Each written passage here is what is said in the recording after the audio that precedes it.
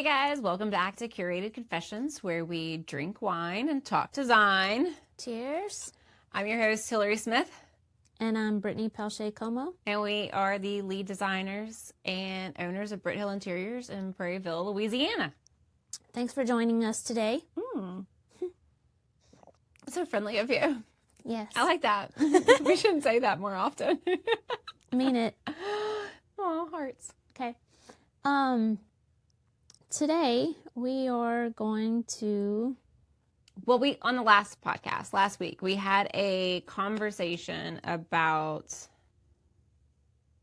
cost and being, what is that word?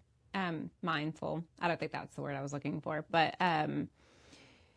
how we do this pretty much in every presentation. Yeah. We've also, as far as like, this podcast isn't about billing, but it is but it is a conversation we've had numerous times. Like, should we give itemized statements or should we just give room totals? A lot of designers just give room totals because it gives you a little more flexibility. Maybe there's a piece that's not available, or sometimes, things just happen in the middle of ordering, procurement, all of that. So not to mention, like, I just did a proposal, and if I wouldn't have had it by room, it would have been like 20 pages. Like, also that it's overwhelming. Yeah. And then the client gets bogged down with, well, I don't know why this book costs this much, but this book costs, like the accessory ones can be also overwhelming. And at the end of the day, it's a service and all of it's kind of rolled into one thing. So, and everybody has a bottom line of what they want to spend. It really, like, and so honestly, as far as accessories goes, if people would give a budget, that would be so much easier, because then you could design the space knowing the number in mind, and then it would be complete. A lot of times you go and accessorize a bookshelf, they see the total number, and then they want to start subtracting. And then I'm like, but now it's not finished. So now what do you do? But no one ever wants to give a number. That is something that they really, now, sometimes it's hard for people too, because they don't know what to expect, what things cost these days, but 9 times out of 10, when the people say they don't know these things, they always say, oh, that's like $2,000 more than what my number was. I'm so like, they always know what they want to spend or what they can Everyone spend. has a number. Everyone. Now, if it's practical, is not. Yeah, and that's another thing. But everyone has a number going into something, what it should cost. But it does help us to, whatever that number may be, to know in the beginning, because we can tell you. Yeah, we can tell you, like, that is not a reasonable budget for what these inspiration pictures are and what you are hoping this design will look like. Or, you know what, we can do both of these areas for that number. Maybe, like, it helps us gauge where we need to be as far as manufacturers we look at, because we have a broad spectrum of mid to high end manufacturers. So it helps with a lot of things. It doesn't, just throwing out a number to something for us to go off of. A lot of people think that if you do that, we are going to use your whole budget is always what they say. And I'm like, no, yes, we are. Because what you want is more than what your budget allows. Yes. So yes, we're going to use your whole budget, but that's because you bought items that are more expensive than your budget or the price of your budget. So I always laugh when people say that. They're like, well, if I give you a number, you're going to spend all of it. And I'm like, I thought that's what the number meant, was that's what I could work with. So confused. Or that I'm just going to make it that dollar amount. Now, I do understand that. And I guess if it was a labor-based Yeah. Like if you said, I have $20,000 for landscaping, and I'm like, well, it's $20,000 and for my labor. And I'm like, okay, I can understand how that's not our industry though. I'm like, I literally price it out based on furniture. I don't change the cost of the furniture. I didn't set the price of the furniture. So I do understand that, but not in the stance that, you're upset that I spent what your budget was, because I thought that's what I was supposed to do. But I think more so like, how can you... So I have one client in particular that I always think about when I talk about this. And it's so funny because they just reached out the other day. And I haven't heard from them in years. And so I remember doing the presentation, and I had this crazy floor lamp that was on the proposal, and the lamp looked like it was from the Titanic or something. Yeah. Like it was a huge like spotlight, and the price, which now being in this industry for this also, I will say sometimes we become a little jaded as far as numbers go. The numbers have changed dramatically over the years, and even COVID was, of course, the hugest shift, I think, in my career. But I look at something back when I thought, you know, I worked at Restoration Hardware 100 years ago, and I was like, oh my gosh, who spends $60 on a soap pump? And we have a company that has a $6,000 soap pump. So yes. Not 6,000, but I feel like that agate one is really expensive. 600, yes. And so I just remember being like, oh wow, that seems so crazy that someone could afford that back when I used to look at that when I was, 22 years old and eating ramen noodles.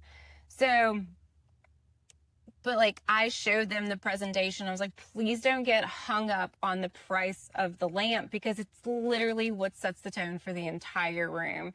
And I remember the husband being like, one, it's weird. Like it's so out of the box. Two, it's expensive. Like it's just unnecessary. We have a grandfather clock that could go in that place. They went on. And then one day he called me and said, order the lamp.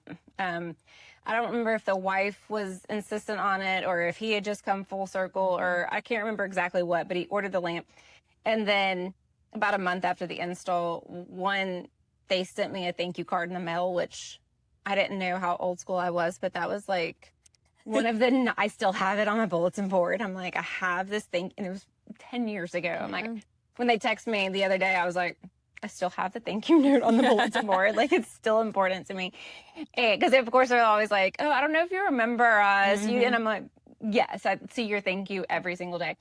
And clients say that all the time. And like, I can describe their house. We remember to a T. For me, it's like I might not remember their name right off the back, but I remember everything I put in their house. I can walk through their house in my mind. Mm-hmm. I can like go pull the fabric that I used. Like it's crazy. Yeah.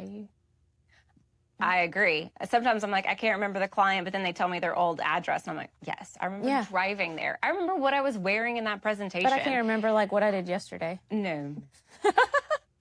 I can't remember my birthday sometimes, but I mean, here we are. But I can remember that when I walked in, there was a pelican painting to the left. You took a right.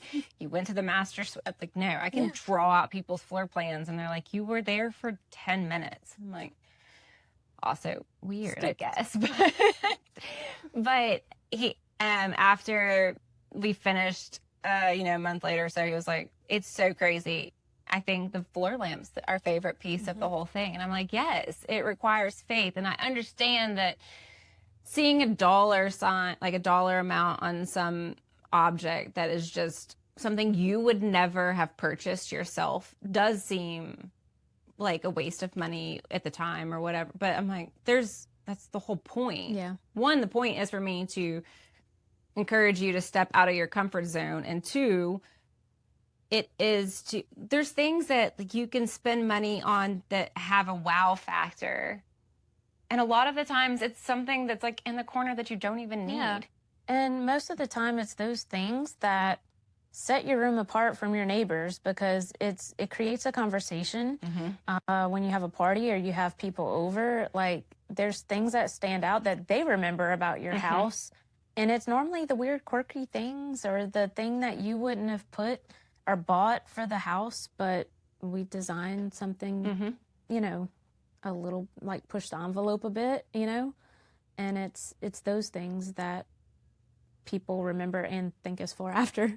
Absolutely. And just like you said, like, when conversation piece, like, I used to think that, it's like my house, why am I designing it for other people? But honestly, would anybody do any of this if it wasn't for other people? Now, granted, I have had a client that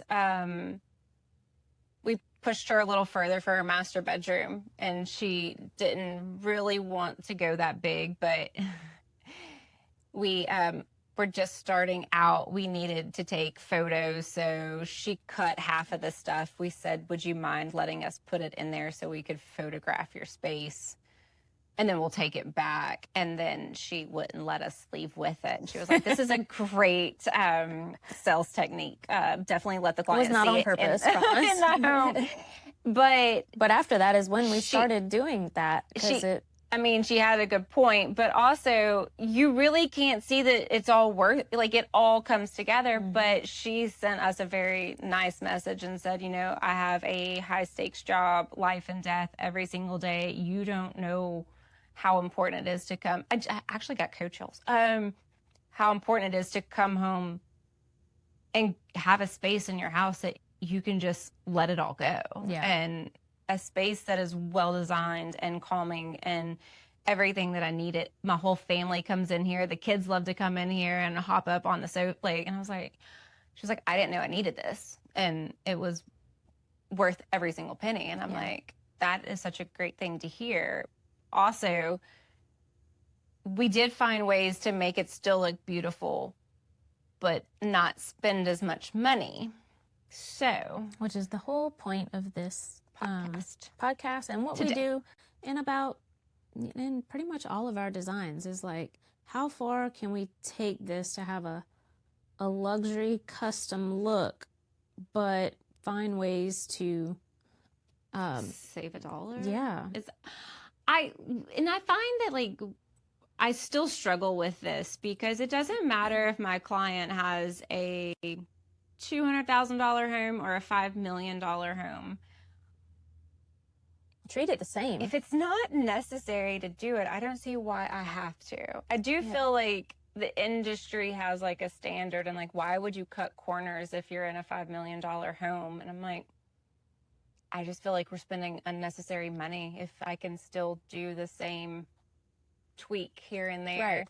It still gives the final look. And honestly, the clients that are spending the money for a $5 million home or a $10 million home or whatever, still counting pennies. Yeah, I'm like, they've spent a lot of money. They have the money because they've counted pennies their whole life. And it's like, they've invested so much into their home. They still have a budget, Right. Like, it's... They also have a bigger home to now make the budget stretch further.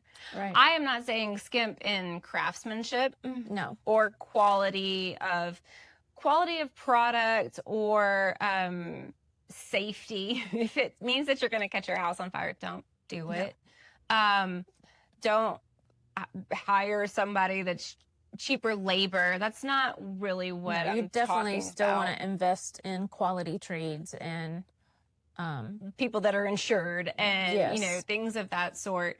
But once you hire quality people, your budget does get a lot smaller for the pieces. So if you were trying to stretch your budget, what are your go-to hints, tricks? Oh my goodness. For me, I guess what we're designing in a space, but as a rule of thumb, for things that I need, like, it could be, say, drapery. If you got a whole wall of windows and I have to select a drapery fabric and I need a lot of yardage, I'm not going to go to my high-end fabric. I'm going to try to pull something that maybe is more mid-end of something that I need a ton of yardage for, but I might put a trim on it that like has a wow that makes it feel more custom because I don't need as much yardage of that trim. Or, you know, for an example. Or also a fun fact, I don't know if y'all know that your designers are doing this, but we establish relationships with our sales reps. And when we're working on homes that need a lot of fabric, I have no issue asking for help. And I sometimes am like, I accidentally misquoted. Can you help me? Or my client doesn't have the budget for this, but it would look fantastic in their home. Or sometimes it's just as straightforward as, I do a lot of business. Can you help me? Yeah. Like, and usually all of them can do something. Like close to a half of a bolt, which they discount. And you might as well get a whole bolt because it'd be cheaper than doing... But it's also knowing that that's what we're doing. So it's like, okay, well, we can't use that one, that fabric for this window, but we're going to use it for this larger window so we could get a discount on that bolt. Or we'll, you know, there's a lot of, I think, thinking about numbers behind the scenes that... clients don't think about. Do. Or if you do yourself, you could go find a fabric, but you're not going to get it still for the same price point. So you're getting a more elevated end product at the same price because we've negotiated a better price. Right. Or and it's also buying in like I'm buying multiple fabrics from that same company because y'all have already heard me on my whole pillow spill. So I definitely try to order clients' products together to help on shipping. Or, and I don't know if y'all have been shipping anything here lately. I think Amazon Prime has ruined all of us that we think shipping is free. Shipping is astronomical. Yeah. It has gotten insane. I love my delivery men and women. I love that they're all getting raises. I do not like my freight bills. I am terrified. Yeah. Like, we tried to ship a sofa from Carolina to Colorado, and that cost us like $1,500. So Bailey's eyeballs just fell out of her head. Just on shipping. Just freight. Yep. Yeah. It's crazy. So that's what I'm like, whenever people are comparing like designers who like some, which this is not the point of the podcast, but I digress. Online vendors who are buying products by the shipping container, and they're buying 100 of them, and you're trying to spec out one custom sofa for one client. We're already at a disadvantage because our price point is different for that. And then this company, because they have so much markup because they got the sofa for so cheap, can offer free shipping. And we're like, can you please just give us $100 for shipping, or like $200? Most of the time we eat half of the freight because we don't want to charge more than half. Like, and it's we do charge like a shipping for custom stuff, and I'm like, it's really just to minimal, make us not cry when we're finished. And we don't want every client of ours to have the same sofa or the same throw pillows. Literally our whole business practice. Yeah, I'm like, if you are someone that like wants the best deal and doesn't care having the same piece of furniture as everyone else, go buy it online. We're not for you. That's the nicest way to say it, but I'm like, I mean, it's something that we are really take pride in, is that we buy interesting pieces, one-off pieces. We love to go to market and find, there's a couple of companies that we shop at that they go and find one-of-a-kind pieces in Europe and, you know, all over the world. And we try to get to market early so we can get those pieces. Yeah. And try to find vendors that nobody around here carries, which is hard to do. But we have a few that, you know, are more custom, and we're making more custom, like our pillow line and our custom floral arrangement. So we're doing things that will also add to that custom feel without having to spend crazy amount of money to have, manufactured custom pieces. With that being said, so a great saving tip, I think, would be a more simplified sofa. Mm-hmm. Maybe that's not as high end, but custom pillows on it. Yes. Can give Do that you all a the time. very tailored, very custom look with a fraction of the cost. Right. So, Bailey, you just purchased your first home? First house, yeah. First house? Yeah. How terrified are you? Yeah. That first mortgage payment hit last month, and I was like, what? Yeah. The mortgage payment didn't scare me as much personally for my own home as, because I mean, rent's rent to me, as like the first time I had like a water issue. Right. That's what Bo and I keep your saying. AC goes out. Yes. And you're like, now what? Big ticket maintenance items. Yeah. That's going to be rough. Or hurricane season comes around and you're like, so what happens if my roof flies off? Yeah. It's all scary. Yeah. You haven't been there yet, so I'm sorry. I just went ahead and... But thank you. I can't wait now. Get prepared. You know how you used to like leave when things happen and you're like, oh, I'll just come back. And now you're like, I'm staying with my home. I now see why people stay with their home, because you want to save your home. Yeah, I'm stuck. Because you're terrified. Yeah. And we're also, we've been together for 8 years. So we're trying to like piece together all these pieces that we've collected throughout the years. Things that, in his first apartment, in my first apartment, we started out with on our own. Done that in 8 years? Wait, what do you mean? Like pieced it together? Like got rid of his I've never had a home stuff. I was like proud, like I really like wanted to show off. I didn't care. Like, what do you mean? It took you 8 years to get rid of his stuff? He used to have a wall of cowboy photos, just photos of sad cowboys at a rodeo. And I didn't care at all. But suddenly, my name's on a mortgage and I'm like, get the cowboys out of here. Oh, man. Yeah. So well, that is, I guess, the difference between... I'm not a design girly. I think that's like my hardest thing is like, I am so not confident in what I like. I know what I don't like. I'm so good about what I don't like. But the thing, like, since we're talking about like pricing and budget and stuff, it's hard for me sometimes to justify buying it when I'm like, I don't even know if I love this. Like, I need someone to tell me Brittany. This is what you need. Yeah. I will we say, gotta commit. And maybe yes. we do. And maybe we do. But the hardest thing right now is rugs.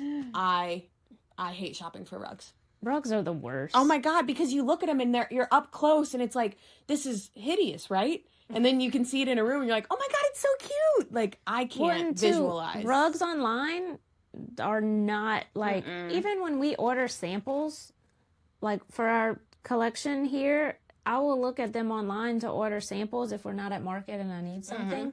They come in, I'm like, that's not what I ordered. I open them and I'm like, who picked this one? Yeah, right. You're fired immediately. Like, that is the hardest thing. So I've also had clients say, oh, I don't have time to wait for a sample. I trust your judgment. Just buy it. And I'm like, no. That's a hard no for me. I don't trust my own judgment when it comes to rugs with no samples.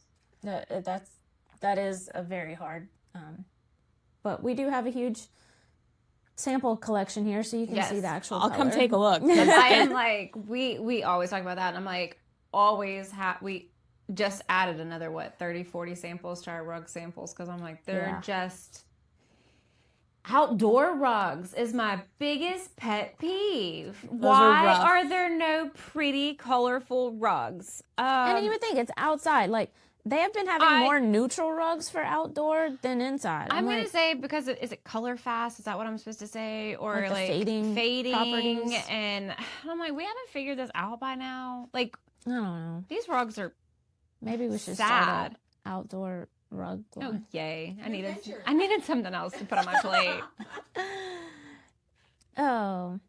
So what besides rugs have been a challenge furnishing wise? I would say our living room. It very clearly it's a like 40-year-old house, and it very clearly had like a front room and then a living room with a wall separating it that they took out. They've renovated it. So now you walk in the front door, it's just this massive space. So wait, I had to do the math. So that means it was like in the 90s, the 80s it was built? No. Wait, 40s would be 80s, yeah.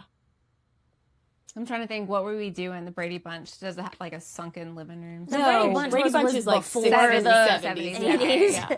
I just watched it in the 80s. My bad. I'm just trying to think, like, what were we doing? Why would you have... you had a den. It was a den situation. Yeah, they would have a with living a big room old and a den. TV. Yes, exactly.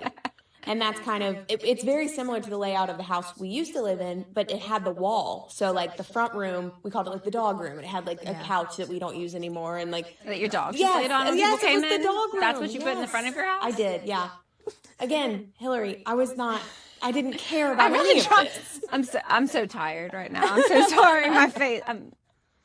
What a good use of space. Smile. No, it was a terrible use of space, but we thought we would be there for a year, and we were there for 6. So that is why you should always do it with intention. Yeah, I do well, and say that's what we're trying to do now. because you never know how long you will stay. Correct. This is true.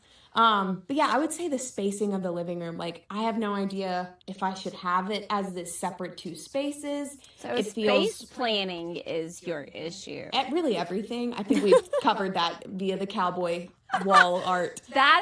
That's different. So, I mean, my husband has weird cowboys, but technically they're his family members. So I had to figure out how to incorporate those into that. We have no relation to the Cowboys. Don't know why they're in my house. But oddly enough, well, I'm just weird, and I like double down, and I would have like a whole saloon in my house, Sure, and be like, that's where those are going.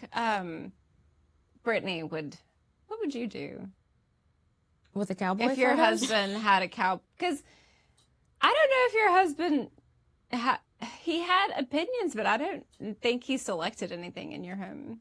No. Mm-mm. And that's okay.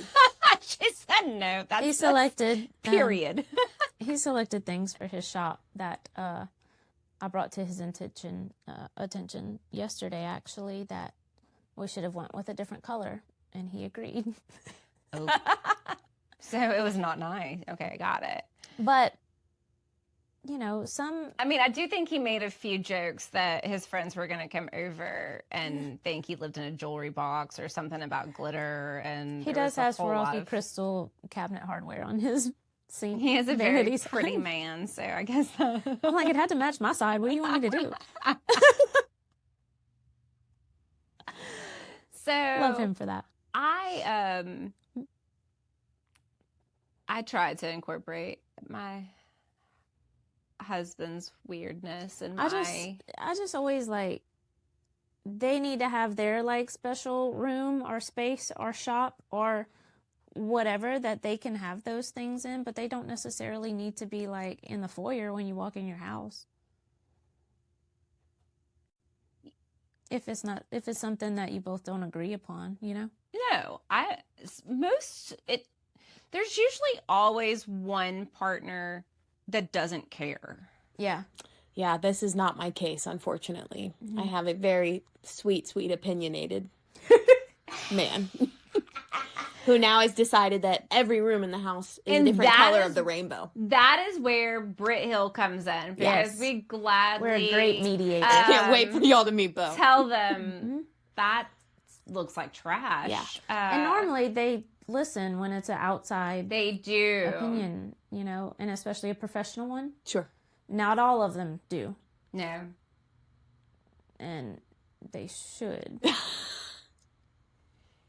Hey, it's their home. Yeah. Yes. At the end of the day. I usually ask my husband, and he usually says, is it because you care or because you're trying to be nice? And sometimes if I really want the piece, I'm like, just to be nice. Yeah. Sometimes I'm like, I really can't decide.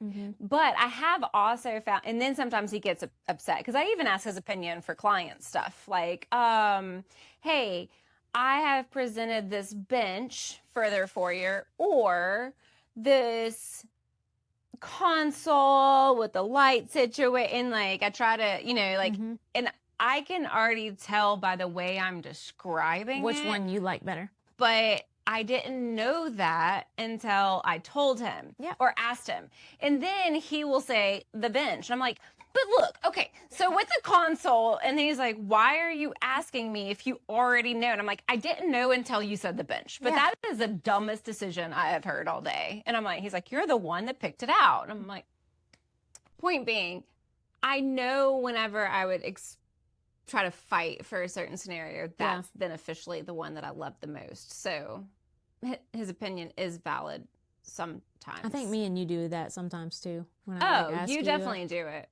But then sometimes you really are like, I made 5 designs. I need to narrow it down. Most of the time that is the case. And you're like, I like them all. And you just sit there. So I'm usually pretty passionate about one. But I don't know that until I explain it. Right. But then after you say, like, I like this one because blah, blah, blah, then I'm like, yep, okay, me too. Great. Okay, yeah. But I do think my husband doesn't think that I value his opinion. But that is a valuable asset, even if it means that he doesn't get what he wants. Yes. And sometimes I ask my husband because I want his opinion, but it still really doesn't matter because I'm going to do what I want anyway. Honestly, if I asked my husband, we'd have Formica countertops or something crazy. Yeah. I say that, but he is like the most bougie person. He is the most country bougie that I've ever met. You made him bougie. I don't think I did. I think he was that way, and I just brought it out. Yeah. I allowed him to be bougie, that no one else did. Yeah. Because he does walk people through the house and go, did you notice the quartzite countertops? I'm like, excuse me? And did you notice the Venetian plaster? And did you notice the sword from Greece? And I'm like, look at you, Vanna White, over there, like showing all the details. Then I also realized that maybe they care. Yeah. And then it hurt my heart because, we should listen. My husband doesn't care much about, I tried to meet in the middle and get a recliner that doesn't look like a recliner, but he still rathers his big old lazy boys with the... In the shop. Bachelor. Straight to the shop. It straight went off the property. She gives zero crap about your comfort. But I tried. I found the workaround on that. He wanted a recliner. I put one in the nursery, and now he has to do nighttime duty. Oh, it's good thinking. But I am not having a child for that. Also agree with that. Don't do it unless you really want one. I'm like, you go to Hillary's house in Rockestell. Absolutely. That is, Kyle's always like, I don't think this recliner was built for 6'4", and I'm like, it is in a nursery. No, it is not. And I'm like, also, he has rubbed the arms so many. It's like all, what is it? Peeling, whatever that nonsense is. Peeling? And he's always in some, what is it? FFR? No. Flame retardant clothing. Those man onesie. No, he's not in that. But I mean, just it has a flame retardant coat. FRC clothing. Got it. But it leaves my arms blue from the denim, from the excessive aggressive rocker. So, which now when I try to rock Estelle, she is like, this is not a wild enough ride. I'm like singing and humming, and she's like, no, this is not acceptable. She needs to be on a roller coaster to go to sleep now. So whatever works. I just don't look at the chair. I'm just like, poor chair. But needless to say, apparently we like both opinions. We like everyone's opinion that lives in the home. Yes. Even the dogs and kids. We get opinions from them too. And we love those. So we can't wait to help you. Here you go. Now I turned into an infomercial. And be your mediator between your Honestly, okay, so side story, and I know we're over time, but in college, we had a professor, I don't know if it was at the same time or if we just both had him, but I had a professor tell me design, it's like 20% design, 20% mathematics, 60% marriage counseling. And I was like, that is the craziest thing I've ever heard. I did not believe it until I got into it. I'm like, yes. You're like a mediator. Correctly. You're like, this is all psychology, the whole thing. The whole thing. Trying to understand. Which I did take a lot of psychology classes in college. Me too, because I loved it. Loved it. Oh my gosh, the rats in the maze. What is that? Pavlov's theory? I think so. Yep. Anyways, so that's what I'm. My psychology professor was also, I took sex education with her. She was a hoot. So You were I was taking like, sex education in college? yeah, it was some like elective. I took woman's something, and it was. And she went into the psychology of it and the I would love to take that class. Oh my now, gosh, actually. I wish I could have taken more classes with her. I actually had very a friend interesting. ask me if I would skip. It was a night class. Like, you don't want to come out? And I was like, it's psychology. And like, I'm setting the curve in that class. Everyone hated me. And I was like, I am such a nerd. I would not go to a party to skip that class because I preferred. Yeah. It's fun times. Yeah. That was also when I was in nursing and I didn't care about microbiology, but psychology was fun. So, and then I realized psychology is also sales. So it all intertwines, which is good when you're trying to convince two people with two styles that your idea is the best. That's when it is key. Oh boy. So, is that all we have to say for today? Probably not, but we should probably wrap it up. Yeah. We'll have a part 2 maybe. I could do this all day. I know. We hope you learned something. Or not. Maybe you're just entertained. If you did, like and subscribe. Don't do it. Like and subscribe. Or hit is there a bell somewhere? I don't know. I also say that sometimes. There's all these buttons that I don't know about. I think there's something. There's also a comment button that y'all can like click on. I don't know. Tell us what you want, or tell us what you want to hear. We may or may not listen, but I would like someone to an opinion. Yeah, chime in. Let's chat. There has been a terrifying amount of people approaching us saying, I listened to your podcast. So we're like, really? It's now coming, like, it's actually hitting me that people listen to these. Did not slow me down on making, not. Get amped you up.